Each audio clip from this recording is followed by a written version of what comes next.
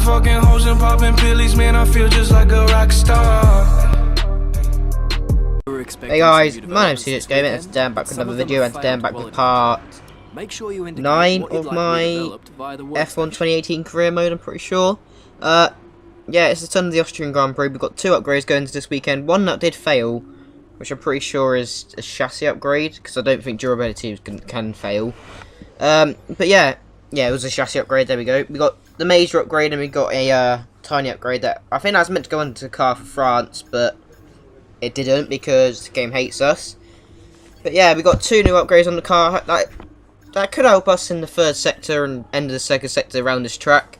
That is like the highest speed and like corners around here. But anyway, let's go into practice and test out these new upgrades.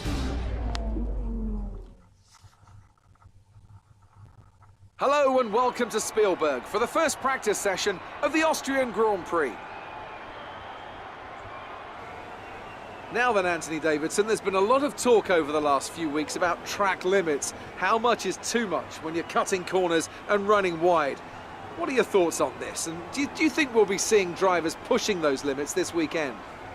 Well, I'd be disappointed if we didn't, frankly. If race control want to clamp down on drivers wandering off the track, then it's up to them to police it. As a driver, you're being paid to get your car around the circuit as quickly as possible, don't forget. So if you're not pushing those limits, if you're ignoring the advantageous line, then you're not doing your job properly. Now, I agree that, we have these white lines there for a reason, and we do want to see those limits enforced, but for me, it's not a driver's responsibility to do that. So, yeah, the Austrian Grand Prix, after the couple of runs we've had, I think we got 4 races without any points. This is a much needed place. I think it's going to be strong for our car. As we do spin after turn 3, that's going to be like what happens on most laps, because I am awful at turn 3 and I always lose the back end. We get purple track acclimatization, but yeah, after 4 races without any points, we need it for our championship hopes. We so need it. Anyway, in practice we get quite a lot of points. We actually fastest, so that is what we want to see in practice. I mean, we always tie off faster than Sebastian Vettel, but still, when we're the fastest in the session, that's still good news. But now we've got to speak to Claire, and she wants to know how this, how our car's doing, how the session was good for, and I said, yeah, it's going well, the car's pretty good. She's also said that I left a lot of paint on the walls. Tell me where there's walls at Austria to hit the, apart from the pit straight, there is no blaze to hit the walls. So, I don't have a clue what she's on about. But I do have a sneaky suspicion that if you go off track, I think it counts as you, say going off the track, I think it counts as you going, touching the walls. I mean, I did hit that wall when I span, but that was once. But I don't know. But now I've got 482 points to go towards an upgrade. But yeah, every team hates us. I mean, if I was a team manager, I would hate me, because we've had four races of absolute diabolical performances. Oh, it's unbelievable. But we're going to be able to get that chassis upgrade. We're going to be able to repair it and fix it and stuff. So that definitely will be on the car for the British Grand Prix, which will be out on Thursday this week. If you didn't know what I do like 2 career mode videos a week. I'm actually pre-recording this. Currently, as it stands, I'm 45 minutes away from Canada going up. Well, I should be anyway. But anyway, let's go into qualifying for the Austrian Grand Prix. Thank you for joining us once again for today's qualifying session. Sit back, relax, and enjoy what we hope will be a fantastic contest for pole position.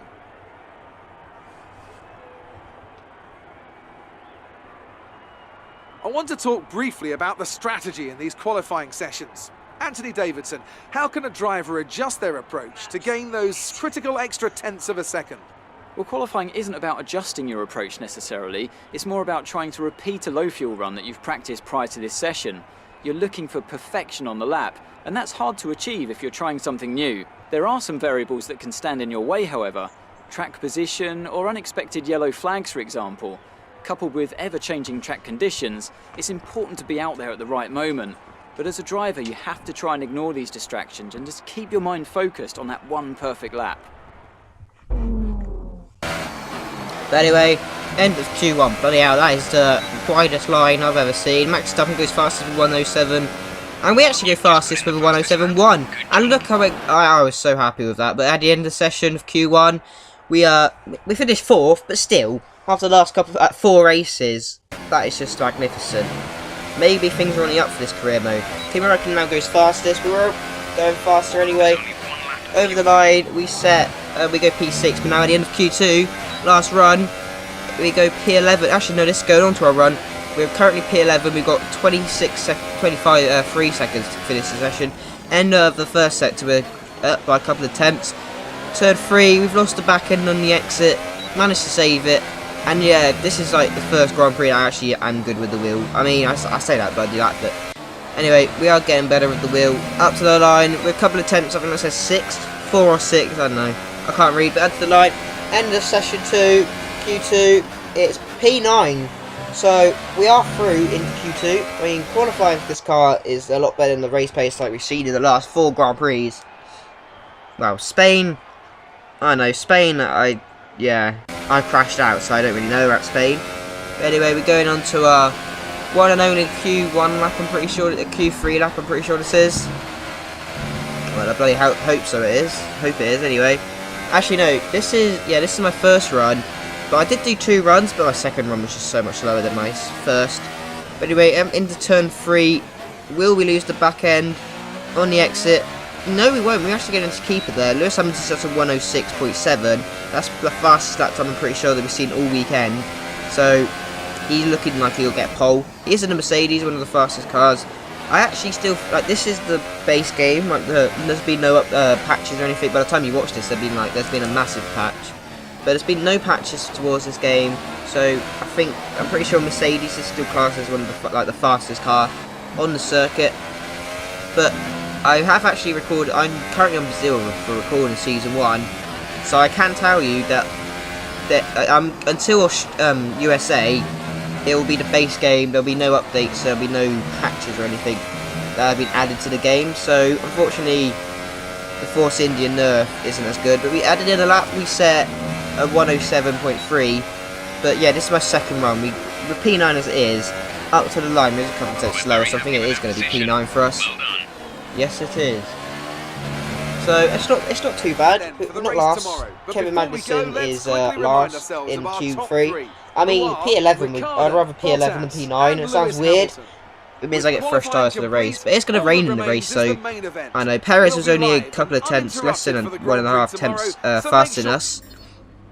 But anyway, we're still getting beaten by Perez in the rivalry. Kevin Magnussen I just given up on because the last couple of races I just don't get what's happened. But anyway, we get 135 points for that. We still got 372. So maybe going to actually in Britain, maybe after practice we might be able to get another upgrade for this Force India car. To be fair, my value's now positive, so we're not at risk of losing any, well, my contract at least. But anyway, let's go into the race, the Austrian Grand Prix.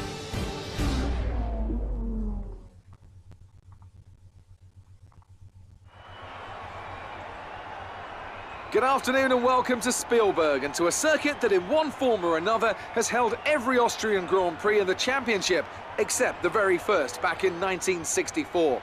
It was at this race that John Watson lost a bet and his beard when he took Team Penske's only F1 victory in 1976. If anything, the stakes are even higher today, with 25 points available for victory and a crucial advantage in the championship fight. The Spielberg circuit then is situated 700 metres above sea level, with just 10 corners making up one of the shortest laps of the season. One time around here is a distance of 2.6 miles, with the best overtaking chances into turn 1 or the tight uphill turn 3.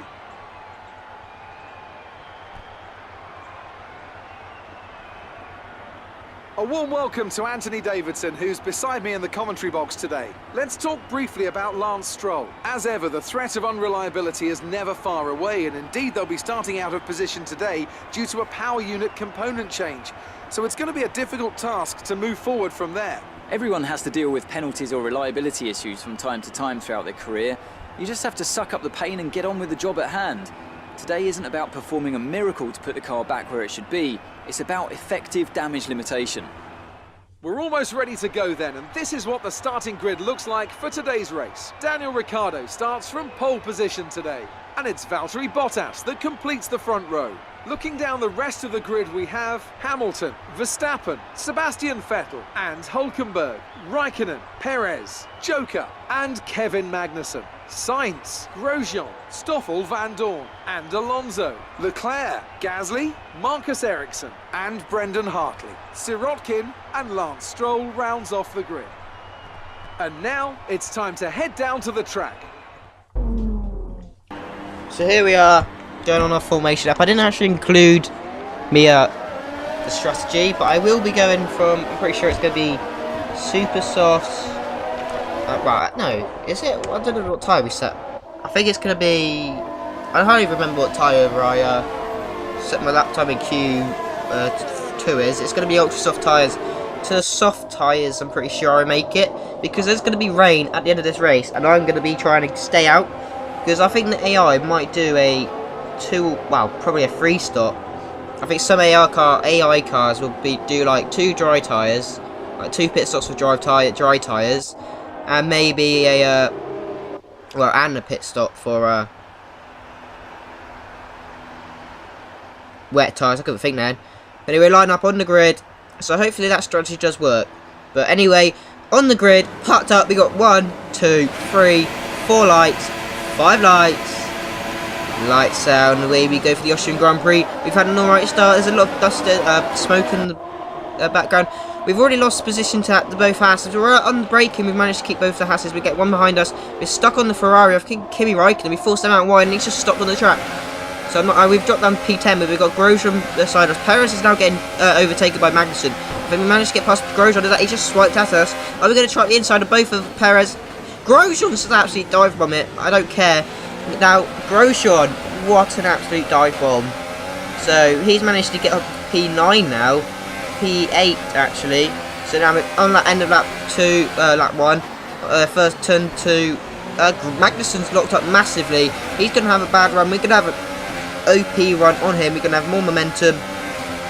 And we're up into P9 now. But yeah, hopefully we can take these tyres to like lap 9, lap 8. I don't know.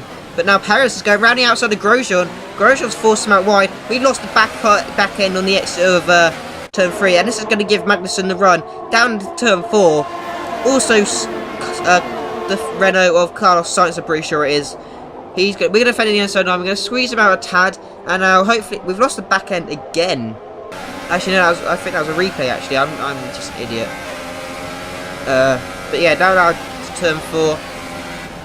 We're still side by side by Kevin Magnussen. We go very deep on the brakes. He's going to cut back. We're on the grass, so we've lost the position. We're now in P10 again. We've got Carlos Sainz going around our outside into turn 5. I want to say turn 5 or 6. This is, I'm not really sure. We managed to squeeze him out and keep P10. But down to turn 1. This is, oh my god, that is such a satisfying move in my opinion. Brake early, let the AI go a bit wide, and then just cut beneath him. Cut behind, I can't even say, well, I don't even know what I'm on about. You saw what happened. But anyway, turn 3 on that 3, turn 4 on that 3, turn 3 on that 3. What am I saying? We go very deep and Carlos Sainz go up inside. We're going to have a run. And into turn 4, now we got the inside of Carlos Sainz. So we're up to P10 again. We need points. I mean, we're fighting for 1 point at the moment. But we've actually had contact with Carlos Sainz there, I'm just saying. But yeah, we're fighting for 1 point. Perez is now out of the race. Perez is now retired, our teammate, lap 5. That is not what you want. After a win in the French Grand Prix, that is not what you want. But anyway, on lap 7, we're going to come in for our first pit stop. It is sped up because I just don't want to waste time. I mean, we've got enough time as it is. But we've dropped down to P19 for our pit stop. We are very early. We've gone for the undercut on the cars in front.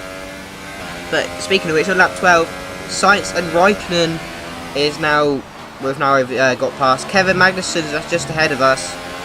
But yeah, lap 14 now, we're dive bomb and a half. Thank God we've got no damage on. We just dive bombed, like absolutely blown up Sirotkin. But I don't care. We're past the 2 Williams, and then at the end of the last turn, we've just absolutely, I don't even know what that, I don't even class that as an overtake. I don't know what on earth that was.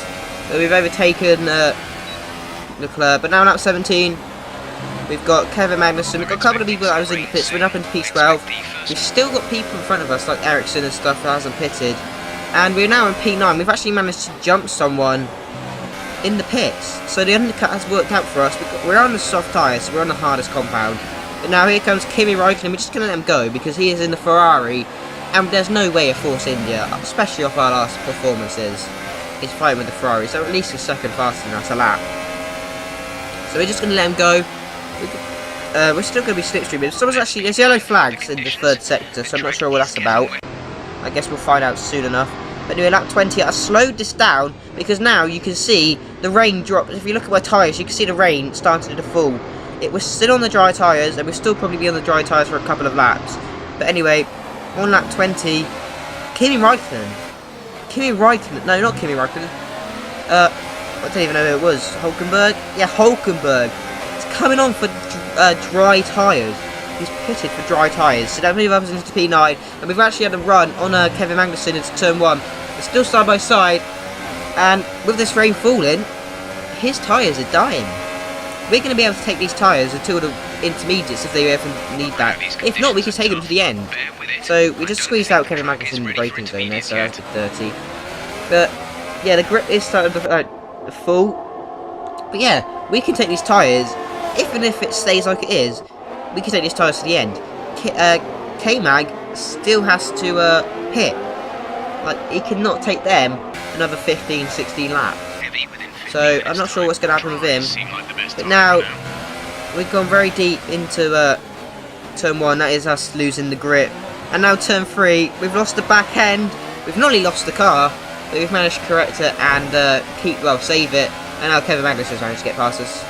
But these conditions for the AI are just overpowered. But now, you can see the rain sticking on the screen. So that is an indication that it's getting very, very, it's getting heavier. So it's still battling for P8. This is a good position, like, going off our last performances. But now DRS is disabled as soon as I lose the back end. So that is confirmation that it's time for the intermediate tyres. So into the pits, we must go EIO. We're currently P8, and I think everyone should be coming to the pits this lap. Everyone, hopefully. Actually, we're losing some positions, but that's only because cars can go past us. But yeah, intermediates are on the car, and that should be able to go for the next 11 laps of the Austrian Grand Prix. Could this rain give us, like, boost us in points? And Kimi Raikkonen's in the pits. Did he not pit last lap? I'm pretty sure I swear he pitted. But that's moved us into P7. But considering we've jumped Kimi Raikkonen in the pits because of the rain, so maybe it's not the best thing being the fastest car on the grid. Maybe, like, just being a bit, like, slower is pretty good. In turn 3, we lose the we go very deep, but we've actually had better traction than Kimi Raikkonen. Say that. There he goes. Kimi Raikkonen's just blasted past us. That's the power difference between Ferrari and Force India. But under the brakes, we've absolutely lunged it, and we managed to outbrake him. But now he's done the under and over on us, and he's kept P7. So we got, I don't know, 10 laps. Well, 9.5 laps to try and get past him. But now on lap 28, what am I doing? I do not know. But we're now going to be going 3 wide. There's I think a Span Kimi with that move though. So we're at the P7. We've got Grosjean ahead of us, Carlos Sainz as well.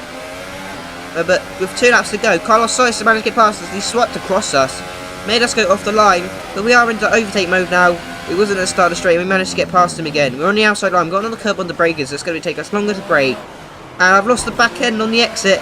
Not the first time, like, multiple times. We're up into overtake again, so we get boosted straight line speed. But he's still going at it with 1.5 laps to go. Can we keep hold of P7? I'm pretty sure that's 6 points. I'm not sure. Yeah, 6 points. 6th place is 8, and then you get 10 for P5. But we're still battling. I have squeezed him a little bit, and he's bumping us again a little bit to the left. But we're up to the inside. He's gone on the damper tyres, damper part of the track. So there's less grip there. And anyway, on lap 36, Valtteri Bottas, the flying Finn. He's not really the flying Finn, I don't know. The Finn-ish driver wins the the Austrian Grand Prix. But up to the line, we're coming home for some points. I don't know why I'm excited, but after the last 4 dismal bloody performances, So as I say that is we like a can win see to the us. drivers coming out now to That collect is their like a win. trophies. So the It's two yet Mercedes more managed to get silverware to podiums. take back to their base Same in with Brackley Daniel after Ricciardo another at Red excellent Bull's pretty Grand much Prix. home Grand Prix, the Red Bull Ring. So yeah, that is 7 points, 7th place, 6 points for us. That's actually a fantastic result, going off the back of bloody four dismal performances. The best we had was bloody France. Spain we crushed out. Monaco, we had no bloody pace.